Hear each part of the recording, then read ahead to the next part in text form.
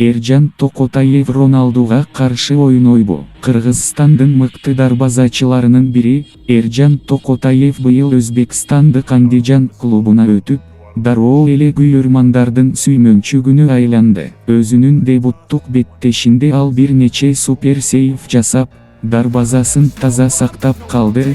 Бул чыныгы профессионализм. Быйыл Андижан командасы Азия Чемпиондор лигасында ойнойт.